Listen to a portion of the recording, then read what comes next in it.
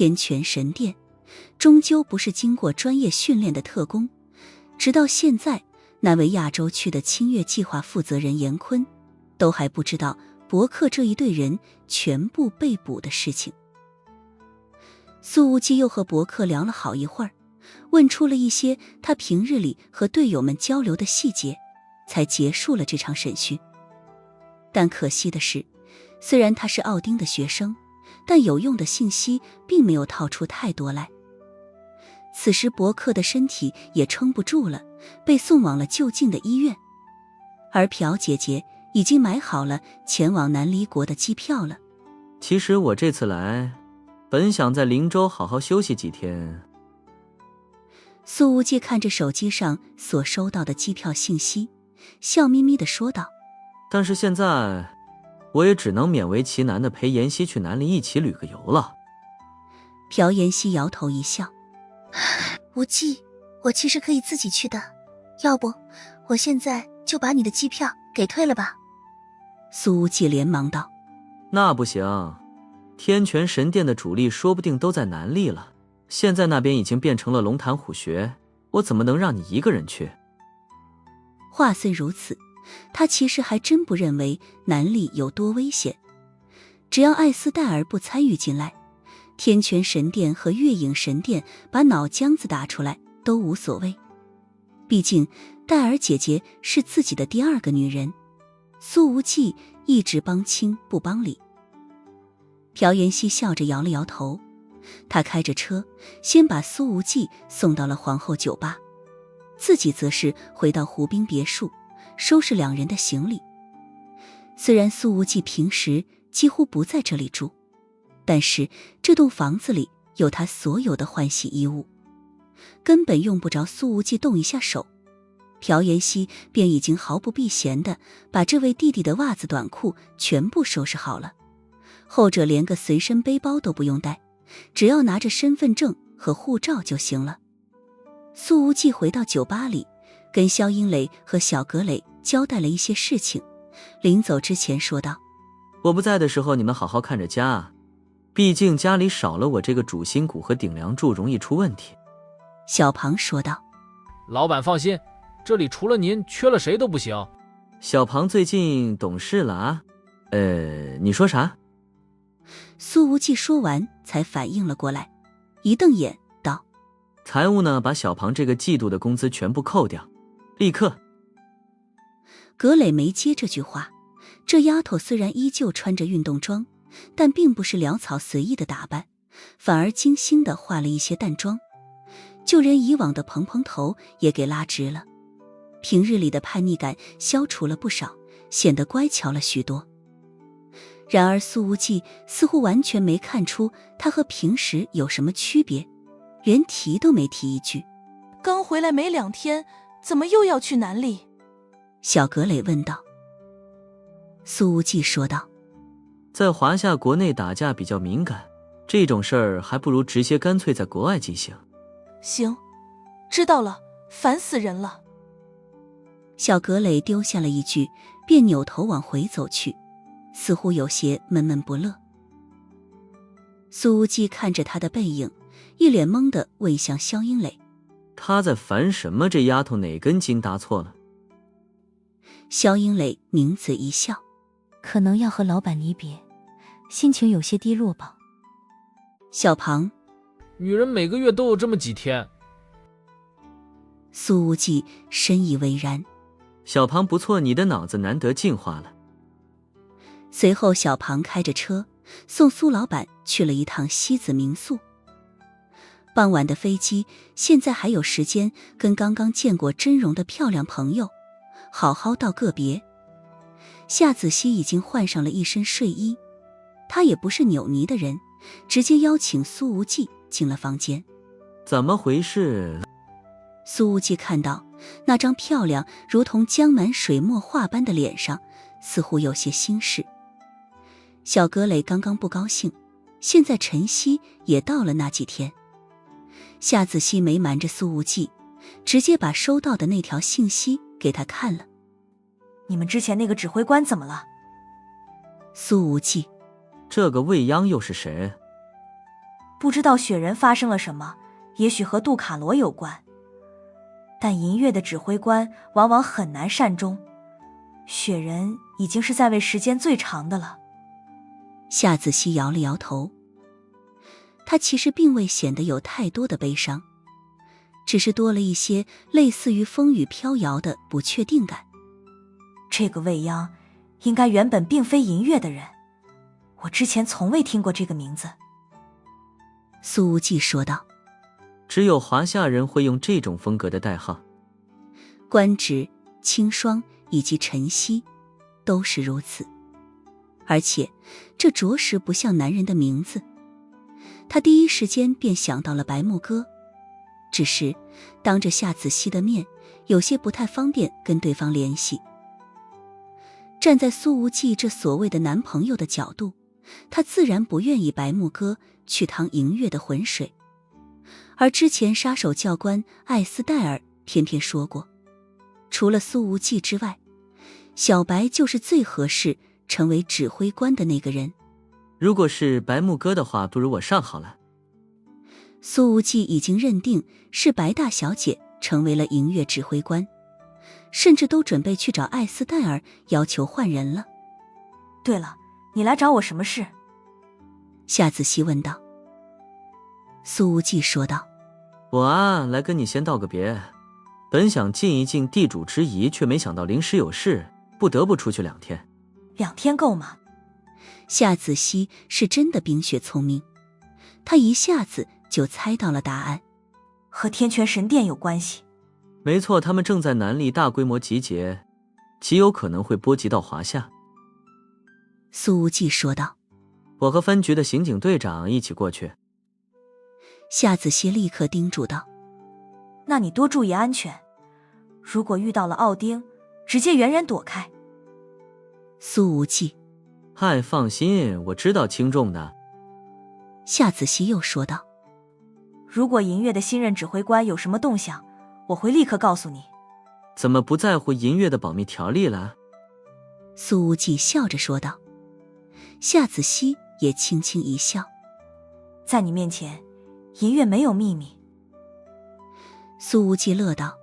这话我挺爱听。从夏子熙这边离开之后，苏无忌便立刻联系了白木哥和艾斯戴尔。没想到两人居然都联系不上，电话甚至还处于没信号的状态。银月啊，请啊人呢？苏无忌摇了摇头，稍稍有些心事。他知道雪人的陨落原因必须要解开，否则的话，那位新任指挥官未央也会有危险。可惜苏无忌的手头根本没有雪人的任何真实信息，甚至连对方长得什么样子都完全不知道。就在苏无忌站在路边等朴姐姐来接自己的时候，一台挂着首都牌照的红旗商务车驶了过来。这款车虽然不算太贵，但在路上确实比较少见。苏无忌于是多看了几眼。车厢后排坐着一个穿着白色大衣的女人，这衣服虽然只是普通的牌子，可穿在她的身上却莫名有了一股无法言喻的贵气。她的头发齐肩，那波浪纹明显是精心打理过了，皮肤经过了长期细致的保养，整个人看起来也就是40岁出头的样子，岁月并未在她的身上留下太多的痕迹。如果再年轻20岁，她绝对是名动一方的大美女。这女人的眼眸里透着淡淡清光，隔着深色车窗看到了站在了路边的苏无忌，但她并没有多看一眼，半秒钟后便把目光挪开，看向了前方100米处的西子民宿。这民宿名字和子熙的名字倒是有点像。她自言自语，这丫头的心思不在政治上，不如就当个民宿老板也挺好的。车上还有2个人，一个司机，副驾驶上则是坐着一个30来岁的男人，穿着简单的藏青色行政夹克。姐，也不知道为什么，这么多年来子熙始终都不想从政，姐夫每次提起这事儿都不开心。副驾驶的男人说道：“女孩子不从政也挺好的。”这女人摇了摇头，这圈子就是个大染缸，进来走一圈，谁能说自己完全是干干净净的？坐在副驾驶上的男人讪讪一笑：“可姐，你这是点我呢？”这女人说道：“姚茂腾，你是借着你姐夫的关系才走到今天，别被短期的利益蒙住了眼睛，给他丢人可就不好了。”这男人听到姐姐叫了自己的全名，立刻收起了笑容，认真说道：“姐，你放心，我绝对不可能给我姐夫丢人。”你以为别人是冲着你的名字给你送礼的吗？女人说道：“收别人的东西，该怎么退回去，不用我教你吧？”这个叫姚茂腾的男人苦笑着说道：“可要是退不回去呢？他们送出去的东西肯定不愿意往回拿的。”女人的声音淡淡：“那就主动交到中央调查局。”姚茂腾苦涩地说道：“姐，我要是真这么做了，那么我是别想再上升一步了。”女人说道：“你姐夫正处于关键的一步，你要是影响了他，后果你自己承担。”姚茂腾的眼睛随之一亮：“姐夫这次去南离开会，是不是等回国之后就能调整位置，更进一步了？”女人说道：“这不是你关心的事情。”明白。姚茂腾讪讪说道。车子此时已经停在了西子民宿的门口了。女人望向了窗外的云烟湖，沉默了半分钟，才叹了一声说道：“下半年的人事调整快到了，对手来势汹汹，事已至此，谁都不一定能说自己可以迈出那一步。”姚茂腾点点头：“姐夫的那个对手未免也太有野心了，行事风格比中央调查局的宋鹤鸣还强势，我不太看好他。”女人说道：“此人一直是把强势写在脸上的，这么多年都是如此。以前他在地方上当二把手的时候，当地的人们都不知道一把手是谁。”姚茂腾点点头，笑了笑：“太高调了，他肯定不如姐夫。”女人说道：“这年头，高调说不定也只是伪装，对面实际上一直是强中有柔，粗中有细。”说完，他似乎没有了再讨论此事的兴致，开门下了车。而这个时候，民宿前台姑娘走了出来，问道：“两位，请问是要住宿吗？”姚茂腾说道：“我们找人叫夏子熙，他住哪间房？”民宿前台姑娘说道：“抱歉，我们不能透露客人的信息。”姚茂腾直接亮出了自己的证件。他看着前台，声音中带上了一股淡淡的压迫力：“现在能透露了吗？”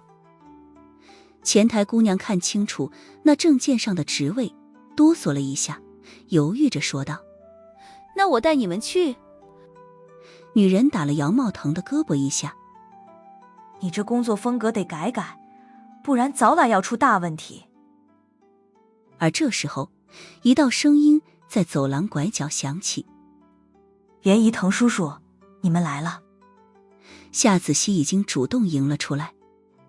莲姨本名叫姚洛莲，她曾经是的首都电视台的主持人，后来嫁给了夏子熙的父亲夏洪振。当年两人结婚的时候，夏子熙还不到10岁。如今姚洛莲在统战部门工作，工作能力很强，级别不算低了。不过严格说来，他所在部门的权力也不算大。但他似乎不在意这些，表面上不争也不抢，毕竟有个厉害的老公当靠山，已经相当可以了。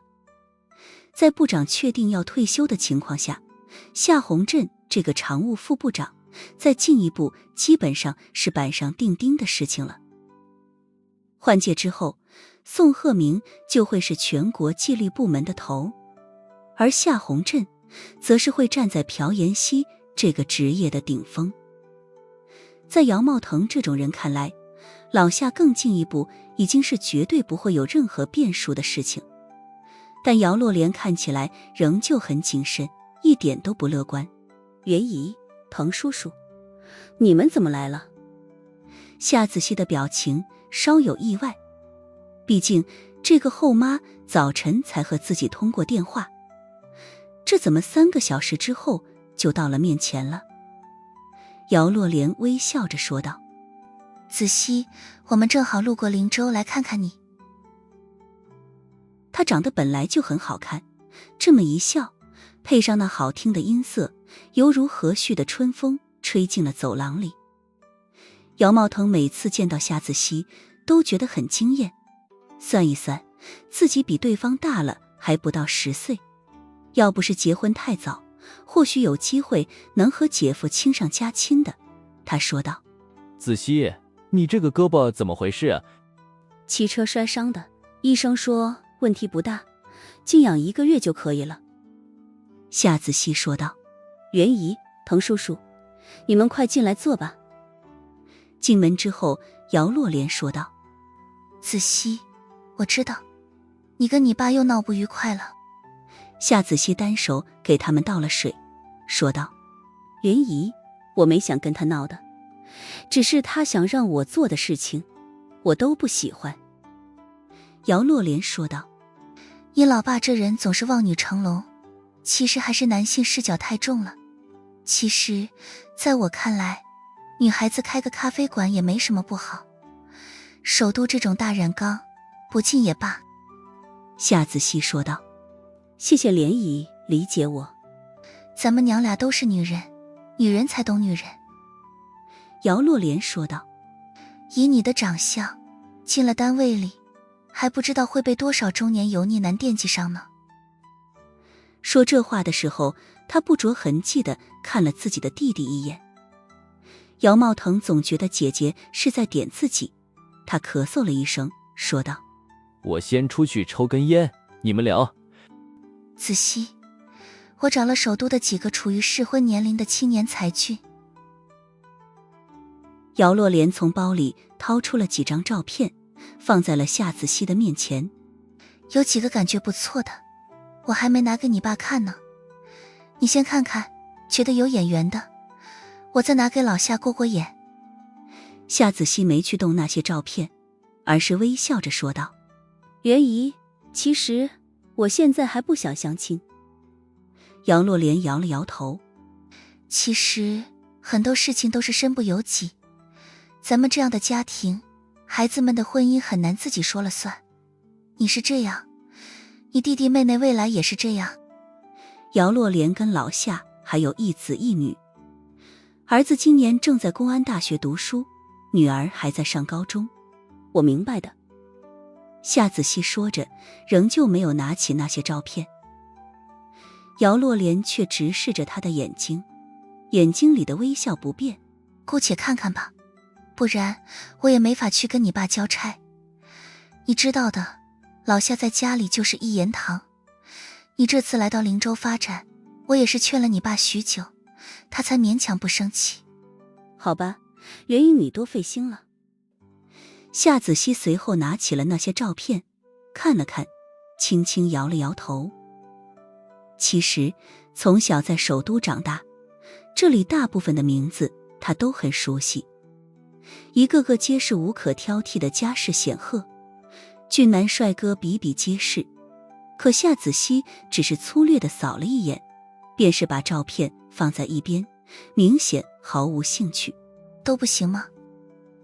姚洛莲问道。莲姨，还有吗？他摇了摇头，眼睛里有着一抹无奈，也不知道是不是有演技成分，总之完全不像是迎月的主力杀手。首都基本都找遍了，接下来只能去宁海找一找了。姚洛莲摇了摇头，轻轻一叹。夏子熙的反应早就在他的预料之中了。然而这时候传来了敲门声。子熙啊！苏无忌的声音在门外响了起来。姚洛莲微微一愣，然后他便发现对面姑娘的绝美面庞陡然间变得生动了许多。无忌，稍等！夏子熙立刻起身去开门了。姚洛莲的眼睛里顿时流露出了八卦和玩味交织的目光。他觉得自己可能找到了夏子熙坚持来灵州发展的原因了。只是当房门打开之后，姚洛莲皱了皱眉头。站在门口的是个穿着像孔雀一样的青年，这花花绿绿的衣服实在是有些不成体统。姚洛莲忽然觉得有些眼熟，自己之前在车上好像看到过这个大男孩正站在路边。难道说之前他就是从子熙房间离开的？这两人已经发展到哪一步了？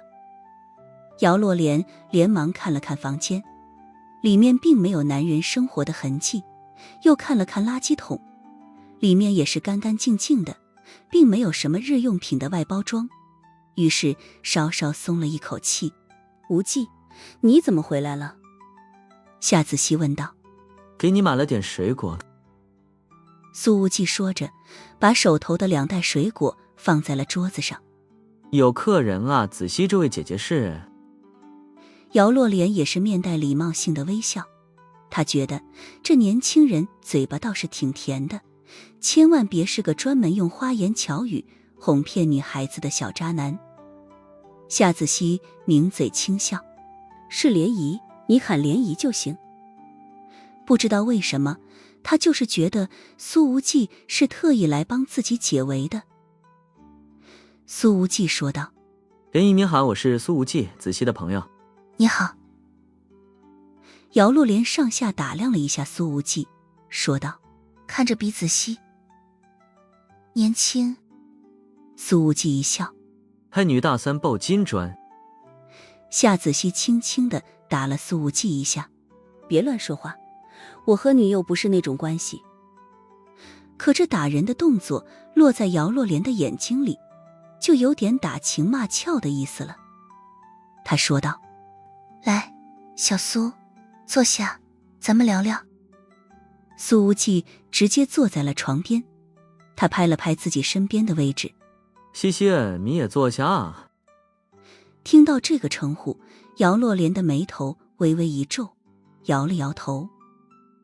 看来这两人的亲密程度已经超出了自己的想象了。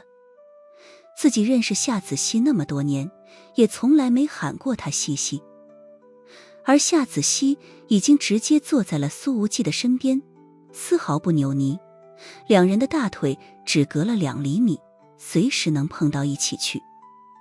这已经是颇为暧昧的距离了。小苏，平时做什么工作的？姚洛莲开门见山地问道。苏无忌说道。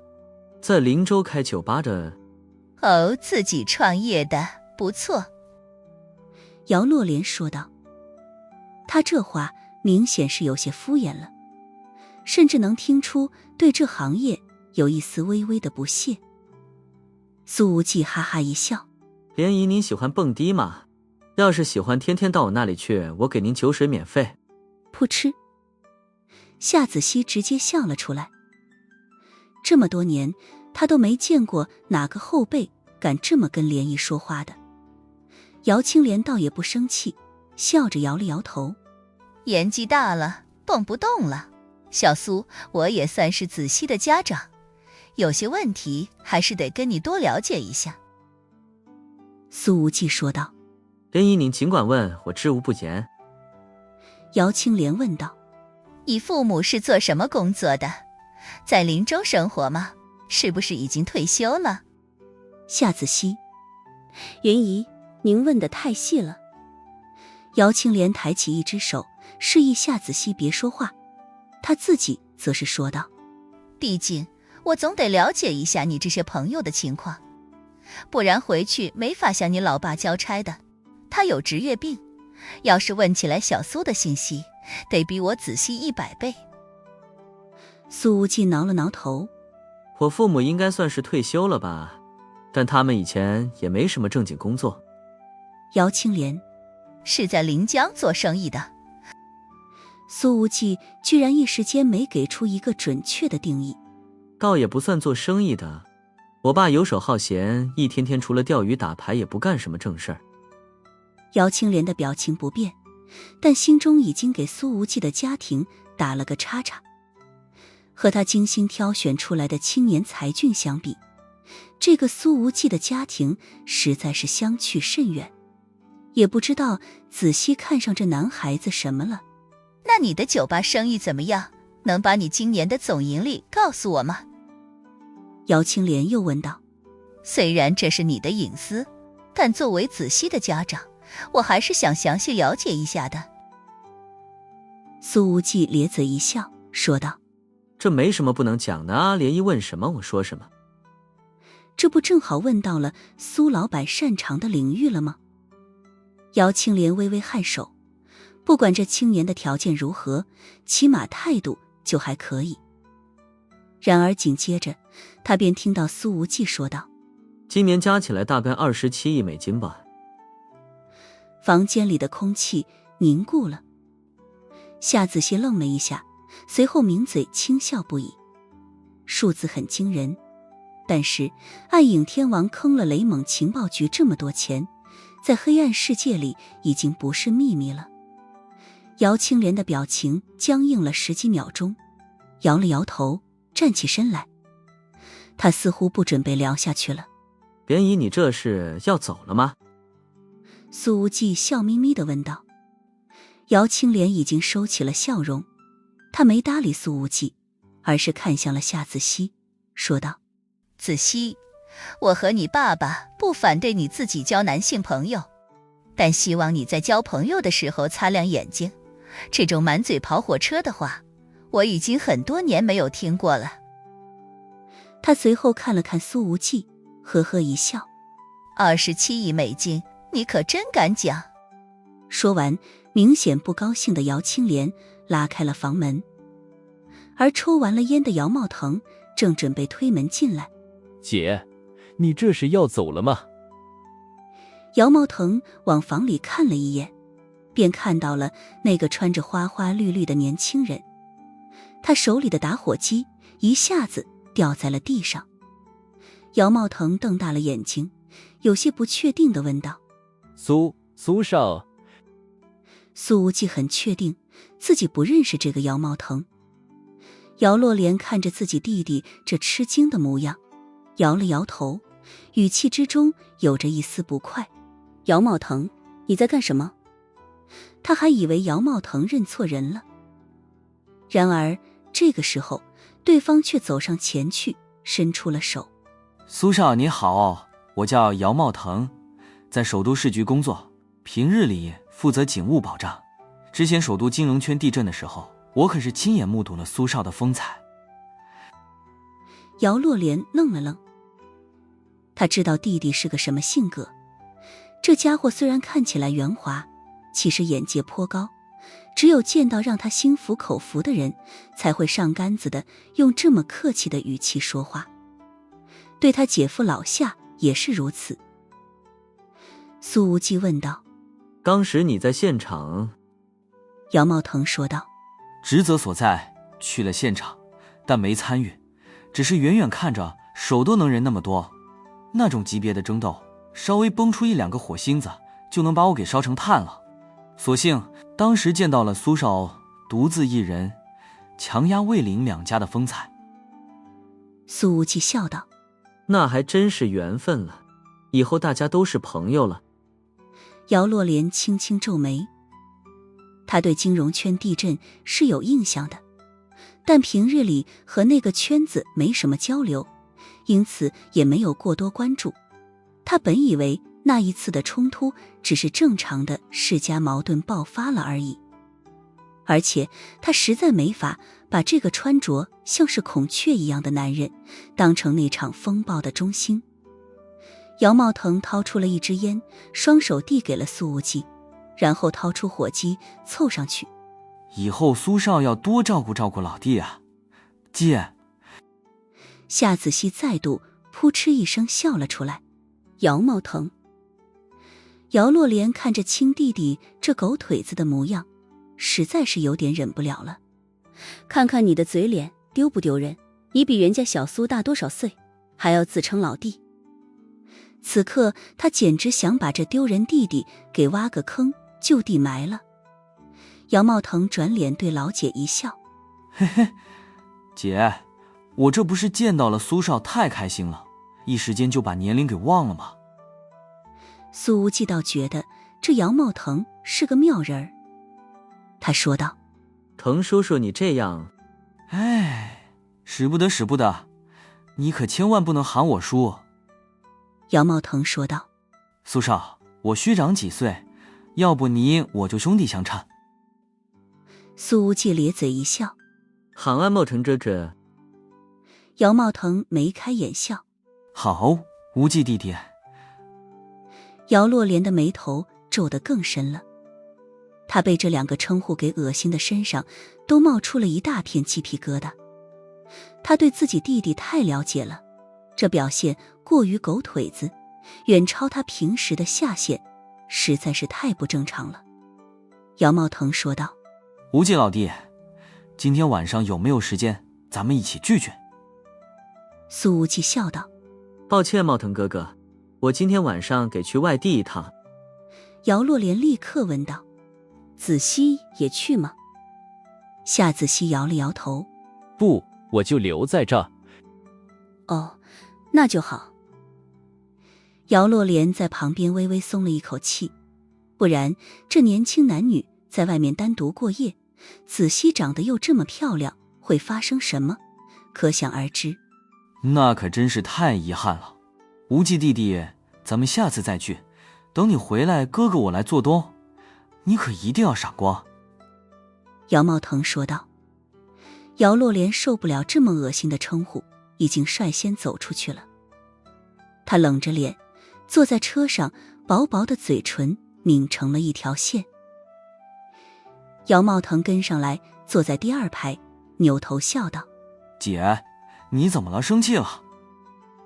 姚洛莲冷着脸：姚家怎么会有你这种没有骨气的家伙？姚茂腾，你这些年在首都市局都学了些什么？姚茂腾说道：这种少年英才，我结交一下也没什么坏处啊。姚洛莲冷冷说道：少年英才，在你回来之前，我问他今年盈利多少，你知道他说多少吗？姚茂腾一耸肩膀：那肯定少不了啊。姚洛莲：他说赚了27亿美金，他知道这是什么概念吗？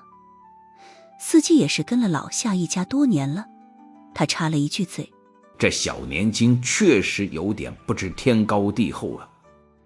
姚茂腾说道：你们都不了解实际情况，无忌弟弟第一次回到首都，就能把魏家和林家直接揍得趴在地上，让这两个家族元气大伤，到现在还没缓过一口气。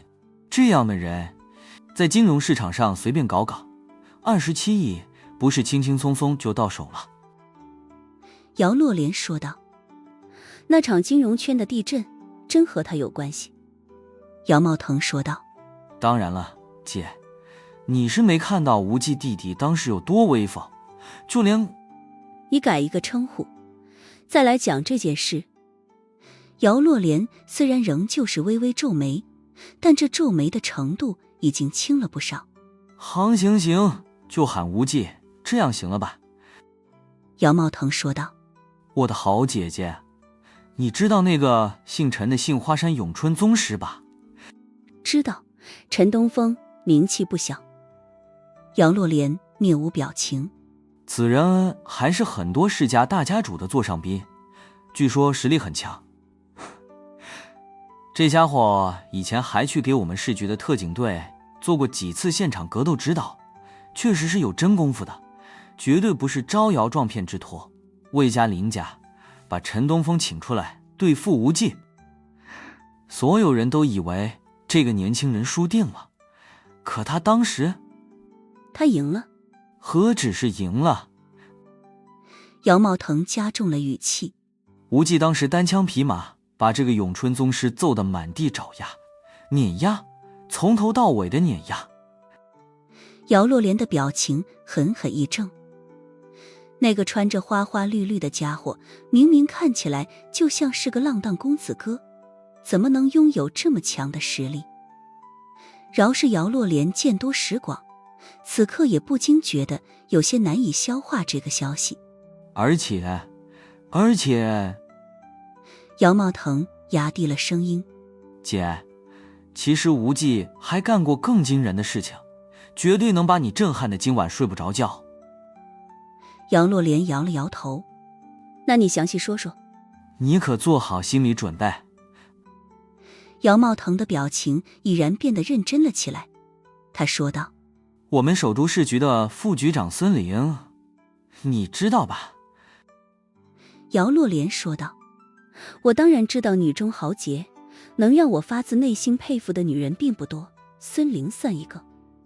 姚茂腾说道：我们孙局的老公以前是首都军区的上校，7年前飞机失事了。姚洛莲说道：这事儿我知道，他们都牺牲了。不，姐，你知道的不全面，甚至消息严重滞后。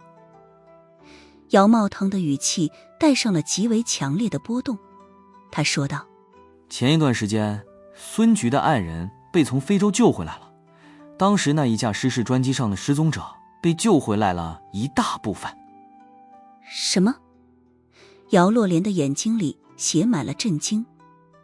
在首都生活这么多年，他太知道这个消息的背后代表着什么意义了。姚茂腾对姐姐的反应很满意。姐，你知道我要说什么了吧？难道说是这个小苏干的？姚洛莲的反应很快。就是他啊。姚茂腾一拍手，然后压低了声音：虽然此事目前还处于保密阶段，但毕竟回归了那么多人，难免外泄。据我的几个老战友聊起，就在前2天，首都军区的司令员邵飞虎亲自到了林州。他来林州的那一天，正好是无忌从非洲回来的那天。你说老邵是来见谁的？姚洛莲知道这事儿的含金量，不管上秤不上秤，都是千斤打不住。他轻轻地吸了一口气，这个小苏怎么能办到这件事的？我要是能知道他怎么办成的，我就去办了。哈哈。姚茂腾笑着接着说道：姐，我实话跟你说，我对无忌不是拍马屁，我是真心实意的佩服他。我们孙局一直想要亲自来林州当面感谢，你是不知道，得知老公回来之后，她这个铁娘子在办公室里连续哭了整整3天。你信不信，以孙局那性格，能直接给无忌磕头？姚洛莲轻声说道：在那些家属的眼中，他确实是无以为报的恩人了。如果此事是真的，那么这个小苏在首都军区必然是一呼百应了。百应不，万应。姚茂腾笑眯眯地说道：姐，我一直觉得你眼光毒辣，可你今天倒也是差点被人家扮猪吃了老虎了。姚洛莲说道：我得抓紧把这个消息告诉老夏。姚茂腾却笑着说道：不急，依我看，无忌和子熙也就是普通朋友，关系远没到那一步。姐，不如你先悄悄观察观察，他俩要是真确定了男女朋友的关系，你再告诉姐夫也不迟。姚洛莲微微点头：行，那我得了解一下这孩子的家庭情况。子熙的妈妈去世的早，我这个后妈得把好关。其实夏子熙和姚洛莲的关系一般，她并不愿意发自内心的去亲近这位后妈。大多数孩子在面对后妈的时候，能保持表面上的客气和尊重就已经不错了。姚茂腾说道：姐，咱们现在回首都吧。不急。姚洛莲说道：先去苏无忌经营的酒吧看一看，你打听一下，看看那酒吧叫什么名字。他还是觉得开夜店的都不是什么正经人，这种声色犬马的场所里，必然有不少藏污纳垢之处。姚茂腾跟灵州的警察朋友打听了一下，然后带着姐姐一路来到了皇后酒吧，还挺大的。姚洛莲看着面前的建筑，说了一句。姚茂腾知道，以姐姐的性格，能说出这句话，已经代表着初步的认可了。云烟湖周边寸土寸金，能开这么大的酒吧，没点背景可说不过去。姚茂腾说道。姚洛莲看了弟弟一眼，淡淡说道：你那么推崇小苏，不如你直接嫁给他算了。姚茂腾咧嘴一笑：姐，不瞒你说，我要是女儿身，肯定想嫁给这样的少年英雄。然而这个时候，2台黑色的别克商务车驶到了皇后酒吧的门口。这2台车皆是挂着首都牌照，然而为首的那一台车在酒吧门口停下之后却没开门，反而再次启动，重新开出去30米，径直怼到了姚家姐弟所在的这台红旗商务车的车头正前方。而第2台别克商务车也驶了过来，横在了红旗的正后方。这2台车把姚家姐弟的车子堵死了。随后别克车的侧滑门打开，几个身穿黑色夹克的男人下了车，围在了红旗商务车的旁边。他们每个人皆是满脸警惕。他们要干什么？姚茂腾说道。我怎么感觉他们来者不善？姚洛莲的声音平静：先别下车，等等看。紧接着从别克商务车的第2排又走下来了一个中年男人。他下了车，先是抽出了一根白酱，放在嘴里点燃，慢悠悠地抽了2口，然后才走到红旗商务车的旁边，拍了拍玻璃，淡淡说道：下车。解释，中央调查局。看着车外面的阵势，姚茂腾的心一下子紧张了起来，慌张说道：这不会是来抓我的吧？怎么办呀？他毕竟是收了其他朋友的一点礼品，虽然金额不算太高，但是也够处分的标准了。在1个小时之前，姐姐还提过，要让自己把收下的那些东西全部交到调查局去。这说什么来什么，因为此刻抽烟拍窗的人正是宋鹤鸣。看着那些调查局特工虎视眈眈，姚茂腾的脸一下子白了好几分。姚洛莲淡淡说道：抓你这种小干部，用不着中央调查局长亲自知道灵州来吧。姚茂腾这才意识到自己确实有点风声鹤唳了，他拍了拍胸口，咧嘴一笑，说道：宋局长刚刚是去皇后酒吧的，不是找我的。不过想想也不意外，宋局跟无忌也不是第一次联手了。他也听说了，宋鹤鸣前2天和邵飞虎一起来了一趟皇后，今天居然又出现在这里了。下车。宋鹤鸣抽着烟，又拍了2下车门，丝毫不着急。其余的调查局特工都已经把手放到了腰间，随时准备掏出枪来了。姚洛莲沉默了2秒钟，随后直接打开了车门。宋局，你好。姚洛莲露出了一抹微笑，说道：没想到在这里遇见了你。夏洪镇和宋鹤鸣是平级，2人的晋升之路也是无比的相似。未来几年后，他们都有可能站在那个象征着权力巅峰的小小圈子里。宋鹤鸣本来的表情还挺冷淡的，一看到竟是姚洛莲，随后笑了起来。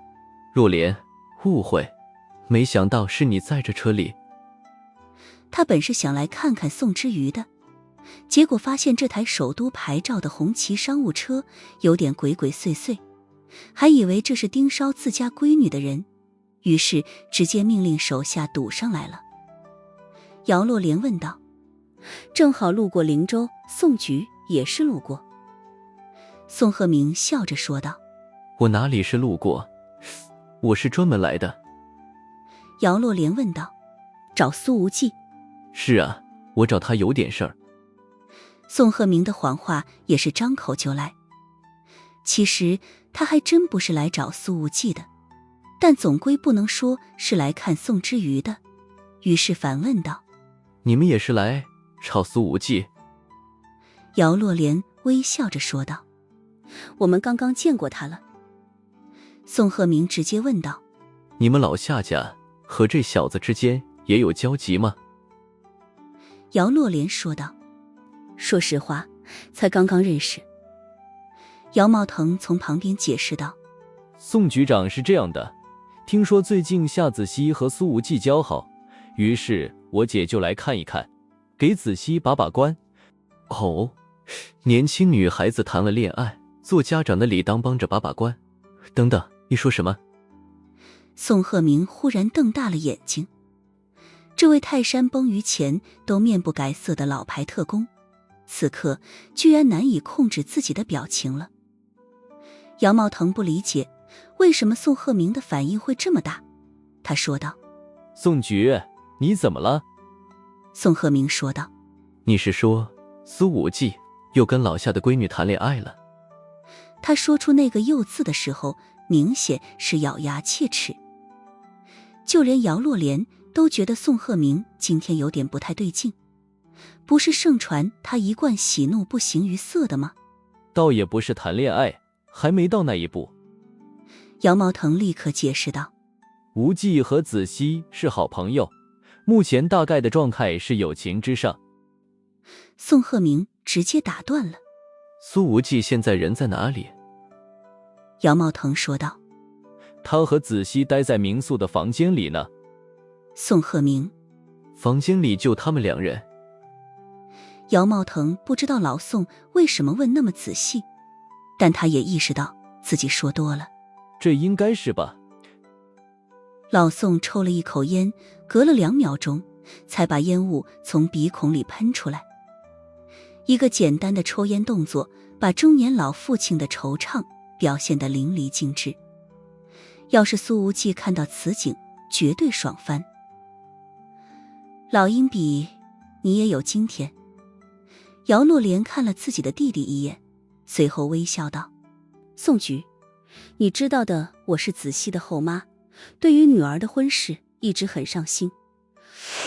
这一次老夏也是让我找了好几个首都青年才俊的资料，让我拿给子熙看看，可他似乎只对无忌感兴趣。宋鹤鸣闷闷说道：老夏家的女儿找谁都行，可就是不能找苏无忌。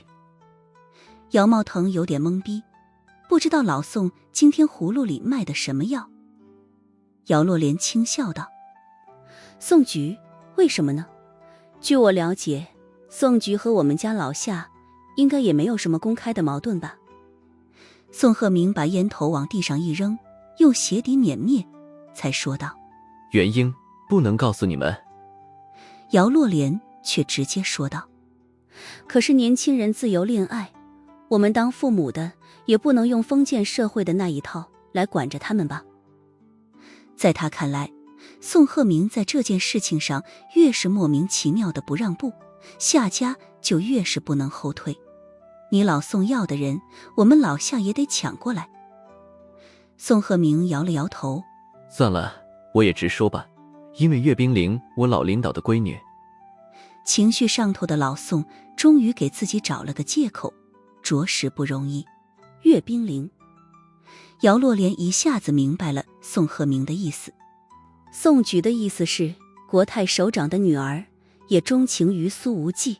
是啊，苏无忌救过冰凌几次，现在冰凌已经是非他不嫁了。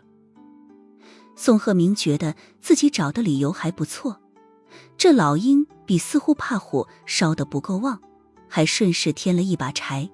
他接着说道：如果老夏家的闺女也要来横插一脚的话，怕是要把我的老领导给得罪了。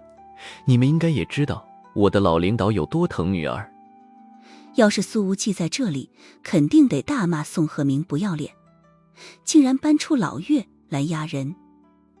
毕竟夏红镇现在还处于迈出晋升一步的关键期，如果岳国泰这种人物投了反对票的话，结果就显而易见的了。很明显的，在听了宋鹤鸣的话之后，姚洛莲一下子犹豫了起来。宋局，我回去跟老夏聊一聊。姚洛莲说道。但毕竟年轻人事情，我们也不好。宋鹤鸣再次打断说道。年轻人走偏了方向，当家长的自然就要给掰回来嘛。宋局说的对。姚茂腾从旁边接着问了一句。不过无忌和岳小姐现在是已经到了谈婚论嫁的地步了吗？宋鹤鸣。这我就不知道了。好，宋局，我们还有事，就先回首都了。姚洛莲说道。宋鹤鸣点点头。一路平安。说完，他不等车门关上，便直接转身，大步走向了皇后酒吧的大门，脚步似乎很轻松。姐，我就说无忌抢手吧，你看连那性格古怪的岳哥哥都看上他了。姚茂腾满脸可惜地说道。子熙，下手晚了呀。姚洛莲却仔细地回想了一下宋鹤鸣刚刚所说的所有话，才说道。岳冰莹的下手速度也不见得有多快。姚茂腾的眉头一挑。是吗？两人还没确定关系。姚洛莲说道。肯定没有，顶多进展跟子熙这边差不多，鹿死谁手尚未可知呢。姚茂腾。姐，你是怎么得出这个结论的？我对岳冰凌的性格有不少耳闻，在男女感情一事上，他是绝对不会主动出击的。姚洛莲停顿了一下，说道。而且调查局的那些特工们对岳冰凌那不近人情的行事风格都有些受不住，正常男人未必能受得了跟岳格格天天相处。姚茂腾说道。也就是说，在这方面子熙有很大的优势。姚洛莲说道。子熙的性格更温柔，家世也不见得比岳格格差多少，凭什么苏无忌不选子熙？姚茂腾咧嘴一笑。姐，要不你想办法帮忙助攻一下。姚洛莲想到了岳国泰，说道。等老夏从南离回来，再跟他好好聊一下这件事情。这事儿关系到他的前途，我不能自己做主。毕竟在提拔的关键期，不能把岳国泰得罪得太厉害，等提拔过后再下手抢女婿。我现在开始觉得这小苏的长相似乎有点熟悉，也不知道是不是错觉。停顿了一下，姚洛莲继续说道。茂腾，你私下里打听一下苏无忌的父母到底是做什么的，必须了解一下他的家庭情况。她也是嫁给了夏红镇之后，才算进入首都的某个圈子，但对于早期的很多大人物，并不算太熟悉。姚茂腾笑着说道。嗨，这还了解什么？老岳严选，绝对放心。姚洛莲眉头轻轻一皱。这事儿必须要做，立刻。姚茂腾生怕姐姐对自己展开血脉压制，连忙说道。行姐，你稍等，我现在打听。于是接下来的整整半个小时，姚茂腾都在打电话，一层一层的托关系。姚洛莲在一旁听着，稍稍有些意外。她也没想到，看起来有些不靠谱的老弟，交际能力还挺强，工作这些年在首都的关系网已经铺得很开了。又过了半小时，姚茂腾终于收到了几个可能的结果。他综合汇总了一下，扭头说道。姐，苏无忌大概率是苏家的。姚洛莲。废话，他姓苏，不是苏家的，还能是姚家的？姚茂腾说道。无忌的爸爸很有可能叫……姚洛莲催促道。叫什么？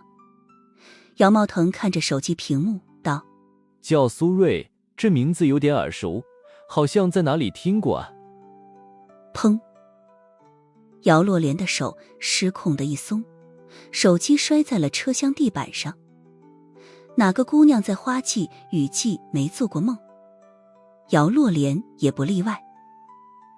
她在北河省上中学时，遥远的太平洋上，德弗兰西岛爆发了惨烈政变，一个华夏男人为掩护同胞撤离，孤身冲向叛军的逆行背影，瞬间定格成感动华夏的年度画面，被无数人从报纸上剪下珍藏。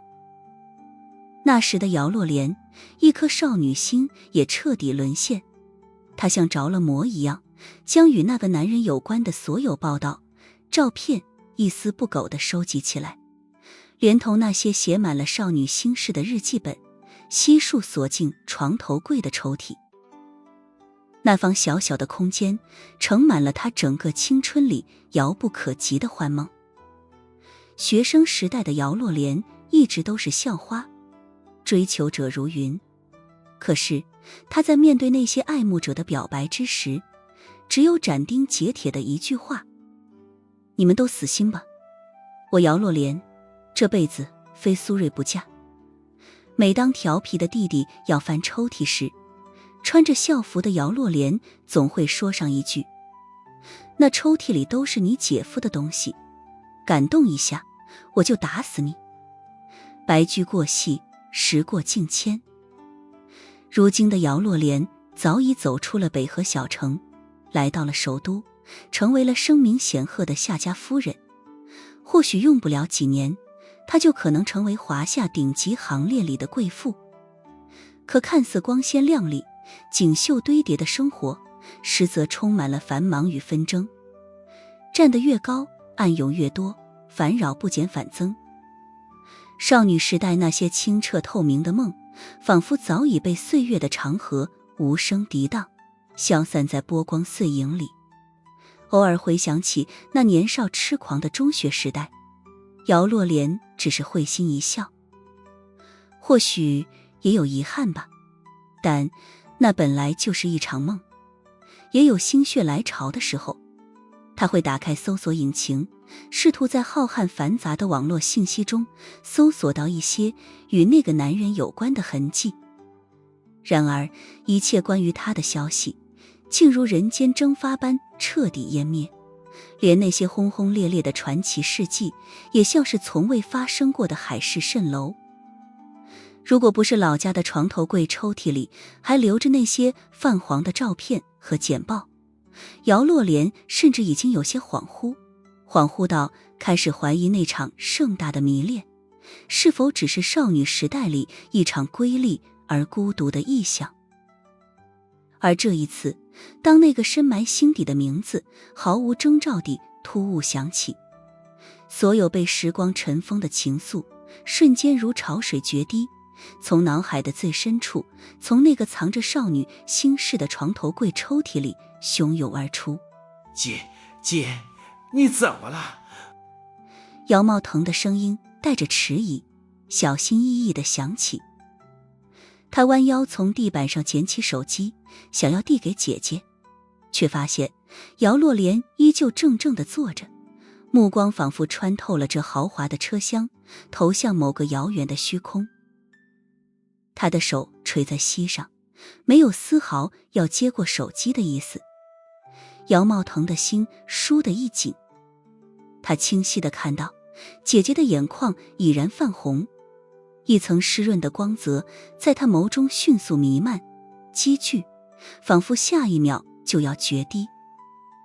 这景象让姚茂腾瞬间慌了神，因为在他的记忆里，强大干练的老姐上一次掉泪似乎还是多年前她出嫁的那天。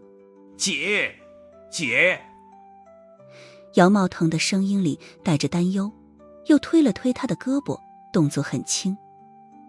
这轻轻的触碰直接碰碎了包裹着少女旧梦的时光泡沫。刹那间，老家那斑驳的墙壁、掉漆的床头柜、抽屉里泛黄的简报以及照片上那个逆行的背影，都如同潮水般急速推去。两个截然不同的世界在这一刻猛地分离。姚洛莲的身体轻轻一颤，思绪被硬生生从遥远的青春河岸拽了回来。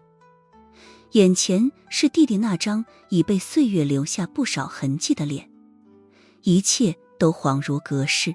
姐，你这是怎么了？姚茂腾问道。姚洛莲抽了2张抽纸，轻轻地擦拭了一下眼角，那行将决堤的泪水竟是被他生生忍住，几乎没有一滴流出眼眶。我没事。姚洛莲说道。你没事。姚茂腾的表情有点艰难。姐，你这像是没事的吗？姚洛莲面无表情。再去一趟西子民宿见一见小苏。其实之前姚洛莲以为苏无忌说出年赚27亿美金是吹牛，所以对他的印象一直没太改观，甚至不太愿意去相信姚茂腾的讲述。可是一想到对方是苏瑞的儿子，那么这个青年后来所做的事情便顺理成章了许多。虎父无犬子吗？怪不得首都军区鼎力支持这小子，怪不得邵飞虎专程赶到灵州来，这些可都是苏瑞的老兄弟啊。那个男人从网络上消失了，但是那么多与他有关系的人都还真实的生活在这个世界上，自己的那一场梦也是真实存在过的。姚茂腾问道。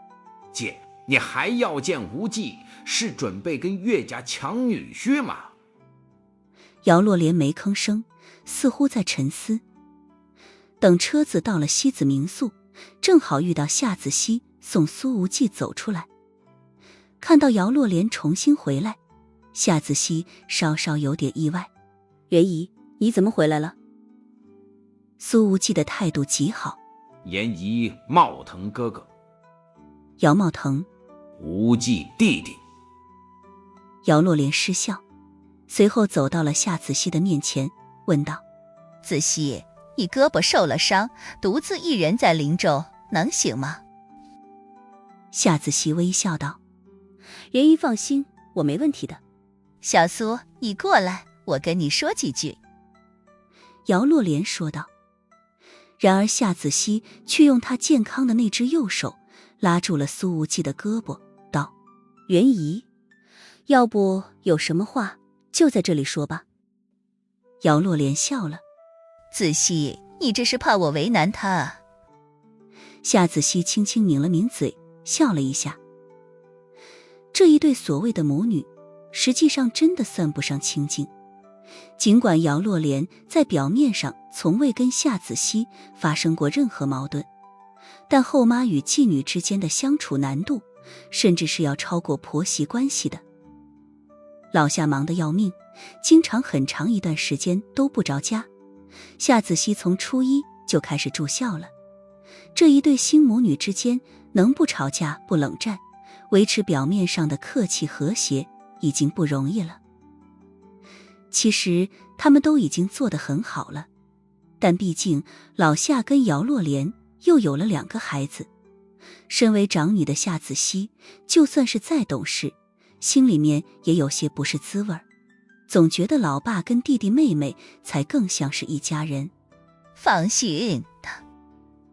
姚洛莲看着苏无忌那张年轻的脸，说道：我对小苏的印象很好。此言一出，苏无忌自己都明显有些不适应。他真是觉得这些高官夫人果然长袖善舞，见人说人话，见鬼说鬼话。夏子熙看了苏无忌一眼，红唇翕动。那好吧。姚洛莲和苏无忌走到了云烟湖边，他又看了看身边青年的眉眼，也不知道是不是由于心理加成的因素，越看越觉得他和曾经那个让自己隔空痴恋的年轻将军如此的相似。莲姨，您是想要和我聊什么的？苏无忌被姚洛莲看得有些不太适应，对方那眼神看似平静，可平静之下绝对有着复杂的暗涌。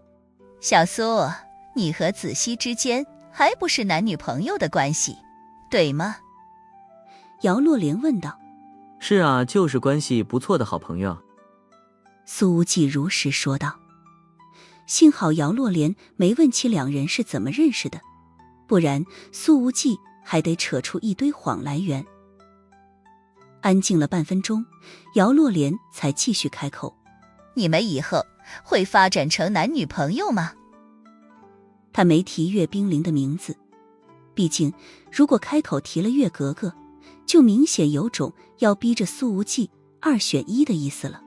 说实话，目前还没想过。苏无忌看起来老老实实。我相信子熙也没考虑过这个问题。这样啊。姚洛莲看着正泛起粼粼波光的湖面，看起来有些走神，轻声说道：年轻人的事总是云里雾里的，反正你要是喜欢，就早点下决心，不要等到多年以后再后悔。他总觉得这莲姨自从回来之后，浑身上下都透着不对劲。姚洛莲说完这句话之后，又沉默了。2分钟过后，他又定睛看了看苏无忌的长相，似乎好不容易才下定了决心，随后轻轻开口：你爸爸他这些年过得怎么样？这句话让苏无忌的心突突一跳。他说道：我爸那个老登天天没心没肺的，谁也没他活得舒服。我妈天天都被他气得要。姚洛莲打断：我没问你妈，齐，你爸现在住在哪里？姚洛莲又问道。他在车里的时候，本来已经下决心让青春随风去，可在看到苏无忌之后，却又迫切地想要知道苏瑞现在的情况。姚洛莲在心里自嘲，女人一旦矛盾起来，真是不可理喻。苏无忌，全世界飞来飞去，但在首都和宁海停留的时间稍微长一些。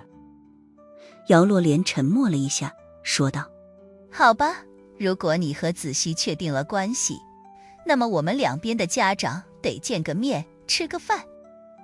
苏无忌笑道：莲姨您别想太多，我和子熙现在的关系还很纯洁。好年轻人的事情，你们自己做主吧。姚洛莲点点头，并未多说什么，随后又有些出神地看着湖边。他不提出要走，苏无忌只能在旁边干坐着陪着，反正距离飞机的起飞时间还早。然而就在这时候，一辆车子沿着环湖公路开过来，在后方停下。一个男人的声音随之响起来：臭小子，老子到处找不到你，原来是跟女孩子躲到这儿来了。听了这句话，姚洛莲的身形狠狠一颤，如遭雷击。